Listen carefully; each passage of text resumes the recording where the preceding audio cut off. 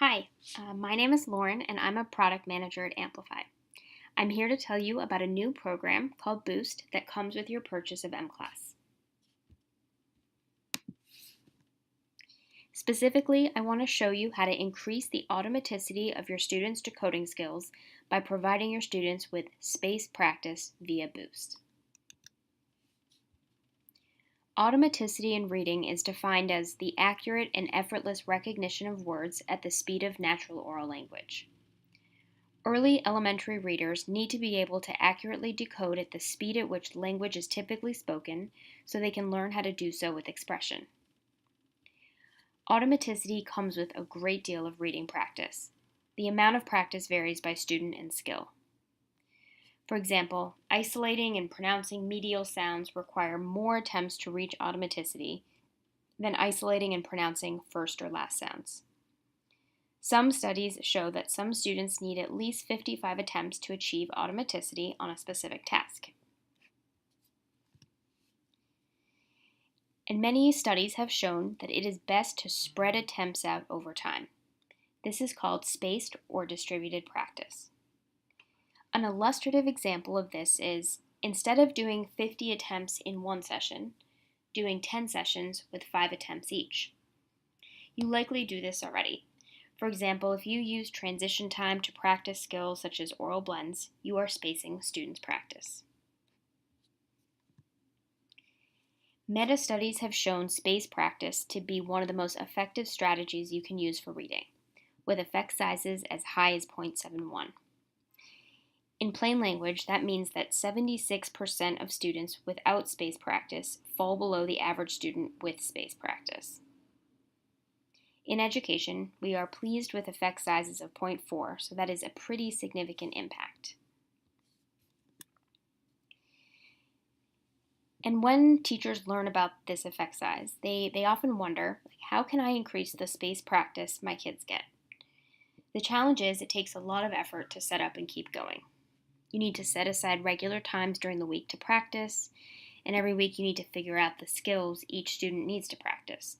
For example, by looking at responses to NWF probes. And then finally, you need every week to search for and curate resources aligned with those needs. In response to these challenges, we've developed a practice app called Boost. Boost consists of a set of games that build automaticity in skills ranging from phonological awareness to regular word recognition, which includes sounding out and blending all the way to advanced phonics. Each game in the app is linked to a specific early literacy skill. Students are presented with images, letters, letter combinations, and words, and must match them to the sounds that they hear.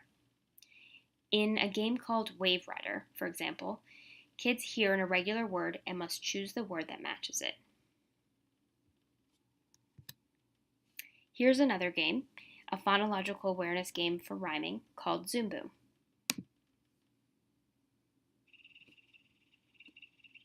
Which one rhymes with gate, wait, pay, sign? Which one rhymes with sweat, store, wet, dog? Which one rhymes with log, bug, shore, dog? Which one rhymes? Boost sometimes has more than one game per skill. For example, it has 2 letter sound games. The first game has kids choose one of 4 letters that matches the sound they hear, and the second letter sound game has kids tap thumbs up or thumbs down to indicate if the sound they hear matches the letter on the screen. Both have kids practice letter sounds, but they use different modalities to challenge students differently and vary retrieval routes. Because the focus is decoding skills going up to and including advanced phonics, we think all kindergartners and first graders will benefit from Boost. We also think that second graders and third graders who scored well below benchmark and need practice with decoding will also benefit. Let me also show you how kids log in. Each kid has their own QR code and they hold it in front of the device's camera. They get logged in within a few seconds and can begin practicing right away.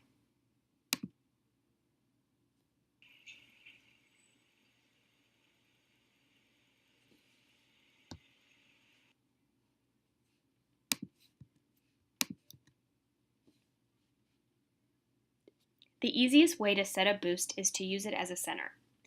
We've put together a step-by-step guide that'll help you get your kids started with Boost. Let me walk you through it now.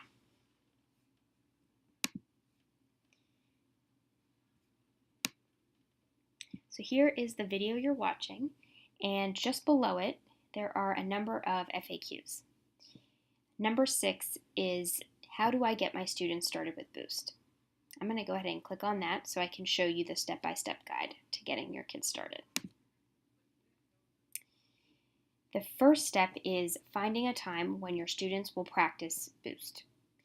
We recommend kindergartners practice 10 minutes per day and first, second, and third graders practice 15 minutes per day.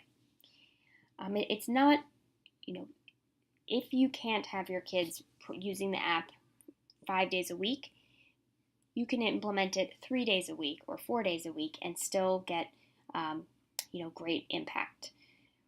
What's most important is that you implement it regularly and stick to the schedule. Because what we've seen in the field is that if you don't have a schedule of when your kids are going to use Boost, other competing priorities can come up and make it difficult to ensure that your kids are getting that regular practice. The second step is having your tech coordinator download Boost onto your classroom iPads. If you don't know the Apple ID and password for your classroom iPads, you should have your tech coordinator download Boost onto the classroom iPads. However, if you do know the Apple ID and Apple password for your classroom devices, you can go ahead and download Boost yourself. You're going to go to the App Store and search for Amplify Boost.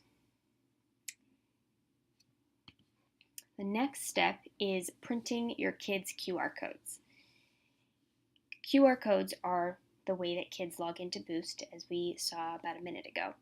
And what's great about the QR codes is that your kids don't need a username and password.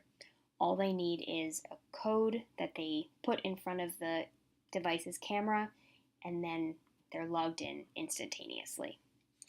So these steps here will show you how to get your kids' QR codes, and once you get them, you're going to print them out, and then you're ready.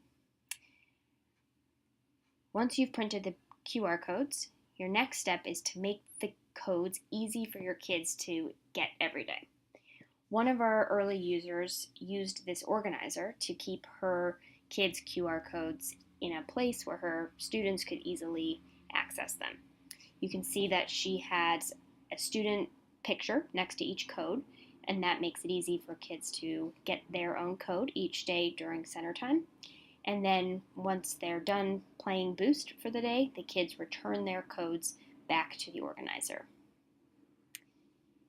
The next step is putting the iPads and headphones in an easy to access place for your students. And that's it. You are ready to go.